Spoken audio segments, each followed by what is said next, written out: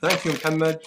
Your Excellencies, extinguished guests, I'm honored to be here with you today, honored to be in such an impactful and collaborative outreach, honored to be here with my fellow panelists, a great friend of mine, and looking forward to have a discussion with him on so many points and key issues that have been discussed in the initial panels and opening remarks. His Excellency Mohammed Al-Garqawi talking about the 600 million jobs needed, the youth engagement by His Excellency Gutierrez, so many topics very much relevant to my dear colleague Dean Kamen and all the amazing efforts that he has been doing.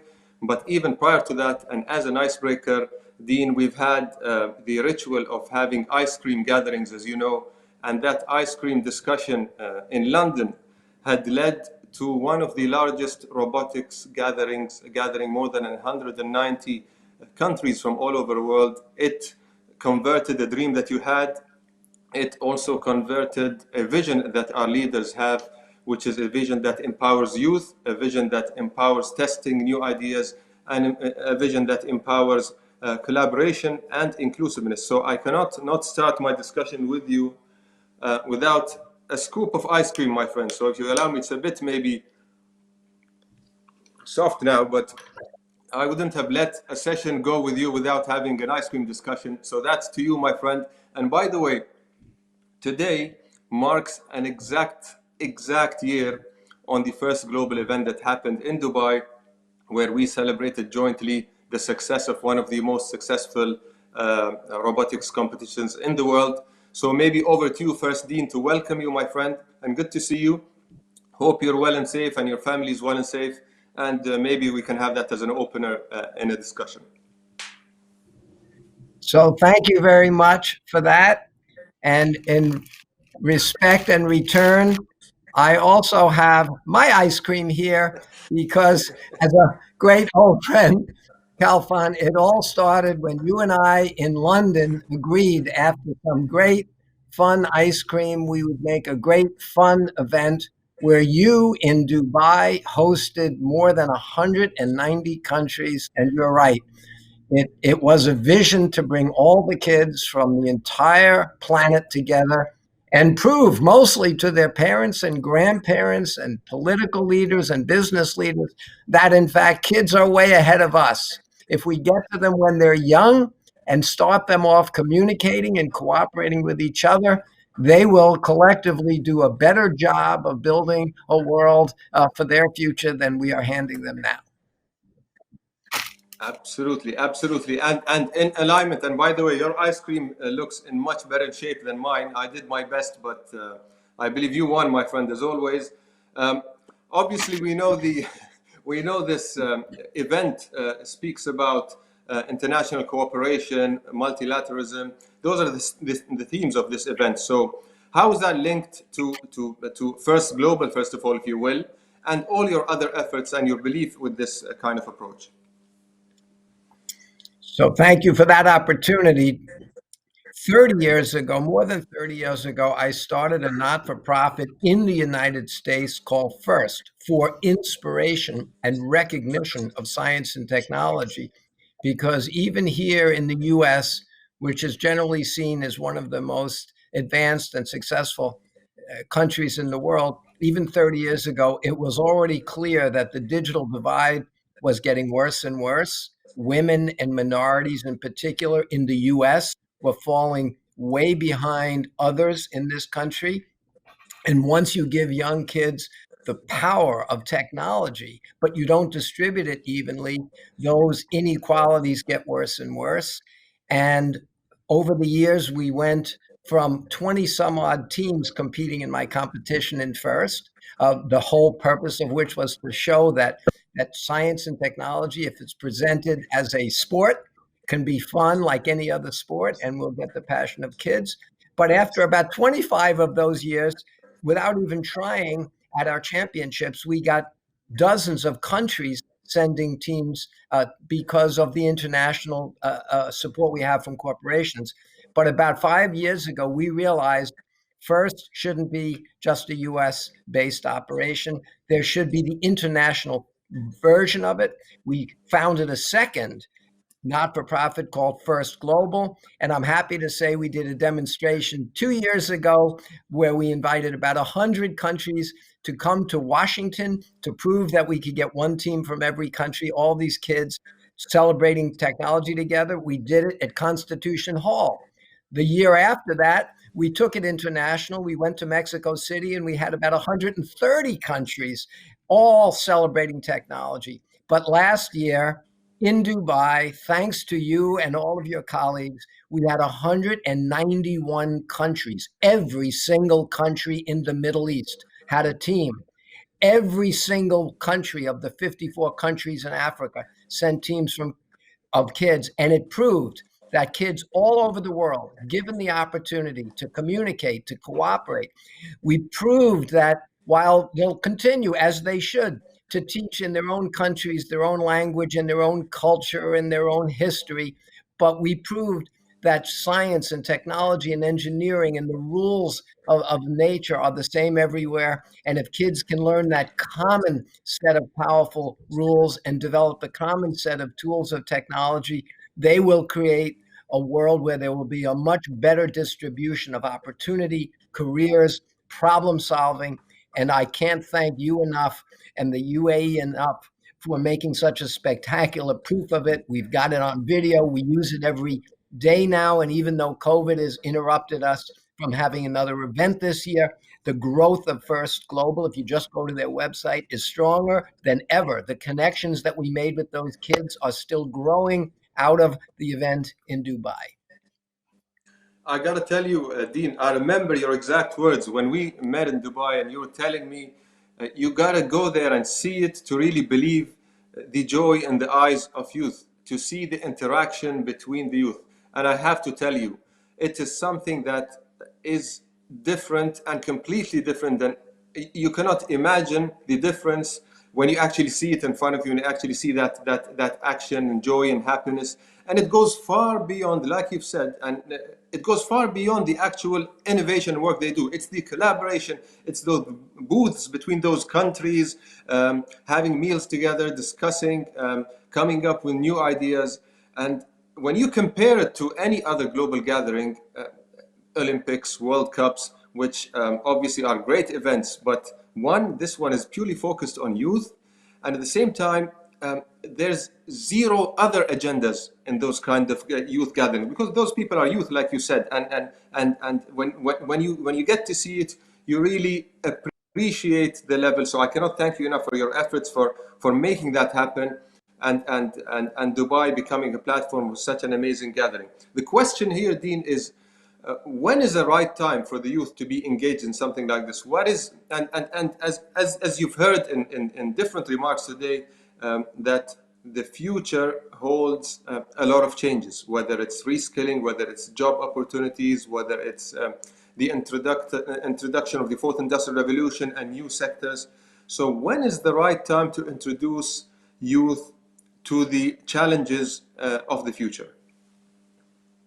So I think, again, since the whole model of FIRST and FIRST Global is using sports because kids get so passionate about it, I'll make a simple observation for you. What kid is ever going to grow up to be a great athlete, whether it's an Olympic athlete or a professional athlete, if they start playing some sport at 18 or 19 when they graduate from high school? Typically by then, all their future in sports is determined. I have to tell you, it's amazing to me that in our parents' and grandparents' generations, you went through school as a general exercise and then started training for a job or a career as you graduated from high school or college. Those days are over. These kids need to start learning science and technology and engineering. They have to start learning how to communicate and cooperate on solving complex problems at the youngest possible age. Kids will start learning their language when they're young, and they can do it without ever having an accent. They learn their history and their culture. Kids learn anything much better and much faster if they start when they're young. And we've got to connect the kids. This global community of kids needs to start at a very young age, learning technology, learning how to deal with each other, how to build a future with each other. Because if they don't, will continue to have the self-inflicted wounds by which we all race ourselves to the bottom. If they learn, as you saw, as they celebrated at First Global in Dubai, if they learn how to trust each other and work with each other and understand each other and realize they're facing the same problems, they're all going to be worried about clean air and clean water and food and cybersecurity and healthcare. So I think the younger we can reach them, the faster we can reach them, the sooner we can connect them into this truly global economy, because now technology allows us to do that, the better off the world will be. Yeah, absolutely. Then after that, Dean, how do we actually connect the dots? And what I mean by that is, obviously, the outcome of the events like this is you get talented individuals, talented youth. And this is a key vertical of the Dubai Future Foundation, where we try to build the most thriving innovation ecosystem that spans across entrepreneurs, students. The government plays a key role in supporting them, private sector, the academia, obviously financing through VC. So we try to get all the stakeholders to create that platform that supports innovation. So when you if we try to connect the dots of what comes out as an outcome from First Global, which is super talented individuals across different STEM-related skill sets and beyond. So what next? What happens to the output of First Global in order for it to solve for UN-driven outreach or World Government Summit outreach to solve for global challenges? How can we leverage on this youth to contribute to those global challenges?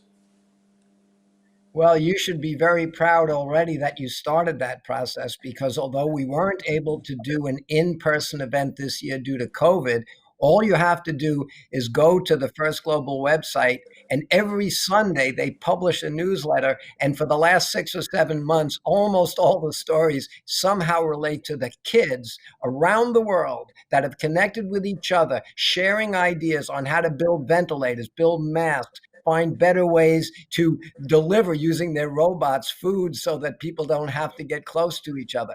But these kids all over the world have learned 2 important things. One is, by applying the power of technology, they can really create new solutions to old and to new problems like COVID.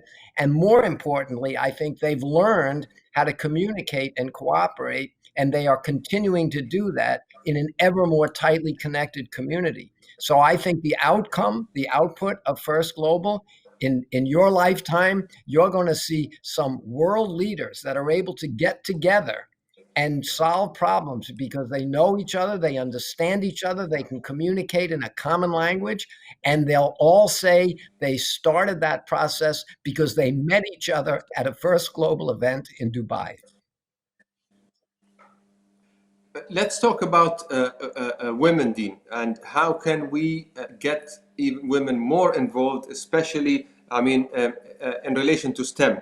We in Dubai obviously are proud to have women playing a major role, and massive 60% and beyond numbers of women participation across all government entities. Obviously, as you can see, assuming ministerial leadership roles and beyond, and board representations. We are extremely proud of them as well. At the Dubai Future Foundation, north of 50% are women. So the numbers are great. How can we improve those numbers when it comes to STEM?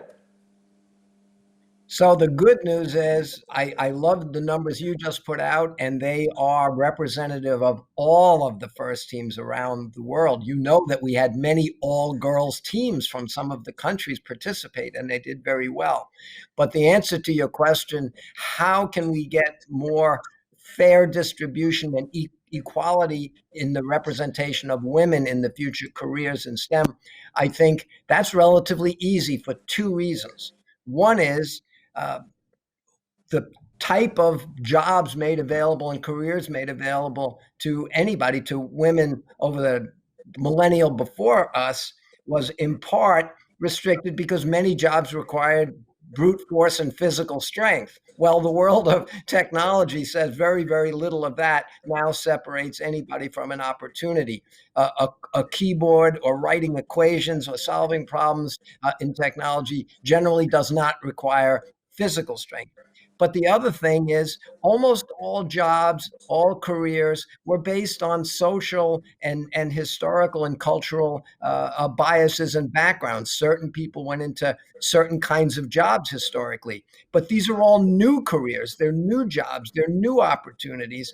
And so there's no bias against women. They're starting with a clean slate now, as long as we get to this young generation quickly and expose them all to each other, the boys, the girls from all the different backgrounds, all the cultures, all the countries, all the religions are all, as you saw, in a room together, all using an equal platform, the same kit of parts, all trying to solve the same problem, all trying to pick their alliance partners and work with each other. And I think we have given them a clean new opportunity to say, the world, the future of technology is available to all of them. The exciting careers are available to all of them. And I think they get it. Well, you know, we're all for women empowerment, Dean. Any ideas, any initiatives to also encourage them? You know that we are all open doors and looking forward to collaborating and discussing ideas with you. I'll have a final question. Obviously, 15 minutes with you is definitely not enough, but I got to stay with the time that's given to me. So I'll wrap up by asking you a general question. How do you see the world 50 years from now? I think it's going to be digital, like a 1 or a 0. The world in 50 years will either have become a much fairer place in which everybody can contribute by creating value for themselves, creating entire new country and entire new companies, entire new industries, and it will be a world where billions of kids are all incrementally adding value, and every day the world will be a richer, better, smarter, happier place. Or if we don't change quickly enough and we allow the inequity of the people with the tools and the power of technology not to share, not to have a whole global distribution, the world will see a frustrating separation between the haves and the have-nots that'll make it unstable, it'll make it unhappy, and you don't want to see it, and I don't want to see it. So I'm assuming for the enlightened self-interest of all of our business and global leaders, I think it's incumbent upon us now to accelerate the ability to get all kids onto an even playing field, to get into STEM, to get into science and technology, so that 50 years from today, there will be billions of really, really smart people communicating with each other, cooperating with each other, and making sure that every generation going forward will be richer and happier and smarter than they have looked back at us and wondered why we didn't do this sooner. Absolutely. Cannot agree more with you, Dean. Dean Kamen, my dear friend, thank you so much for this. I mean, like I said, 15 minutes aren't enough. Always great to catch up with you and looking forward to catching up with you again. In the meantime, please stay safe. Enjoy your ice cream, my friend, and let's continue this ritual of meeting more often and coming up with great ideas. Take care and stay safe, and over to you, Mohammed. Please.